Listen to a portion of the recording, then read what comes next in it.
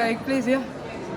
Voilà, votre réaction du coup face à ce second tour? Écoutez, la première des choses que je peux vous dire, c'est que je prends acte des résultats. Les Villeurbanaises et les Villeurbanais ont fait leur choix et je respecte ce choix. La deuxième chose que j'aimerais dire, c'est bien évidemment, je remercie vraiment toutes les personnes, d'abord qui m'ont accompagnée dans cette folle aventure. Donc évidemment mon équipe, merci infiniment à eux et toutes les personnes qui m'ont accordé via les urnes leur confiance. Et vraiment c'est un gage de confiance qui m'honore.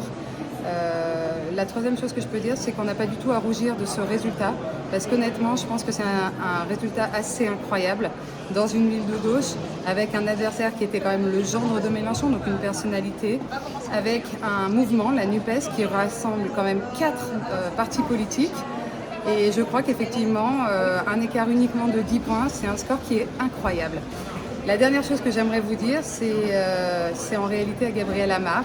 Je le mets au défi de respecter son engagement maintenant pour Villeurbanne. J'espère qu'il va se battre pour notre ville, j'espère qu'il va être présent. On s'est rendu compte que toutes les promesses qui avaient été faites durant cette campagne, notamment le fait que Jean-Luc Mélenchon soit Premier ministre, évidemment n'arrivera pas à son terme. Moi, c'est quelque chose que j'ai dénoncé immédiatement. On se rend compte que, eu égard le nombre de députés qu'ils ont à l'Assemblée, malheureusement pour eux et heureusement pour nous, ils ne pourront pas faire passer en tout cas l'ensemble des mesures qu'ils avaient promis. Donc j'ai envie de vous dire, qu'est-ce qui reste aux Villeurbanais? En réalité, au-delà des promesses qui seront pas tenables, et c'est ce que j'avais annoncé durant ma campagne, j'espère qu'ils auront un député en tout cas qui sera actif au local, qui sera présent pour eux, qui ouvrira une permanence. Et j'ai envie de vous dire que pour moi, le combat continue.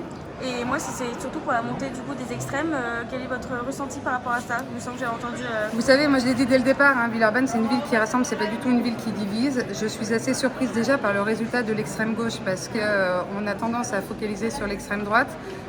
J'ai l'impression que c'est un peu plus timoré quand on parle de l'extrême gauche, mais en réalité ce sont des extrêmes.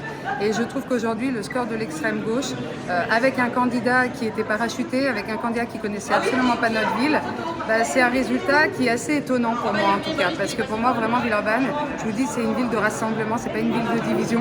Donc j'en suis étonnée d'abord, et évidemment j'en suis désolée, mais c'est le jeu démocratique et je respecte en tout cas ce jeu démocratique.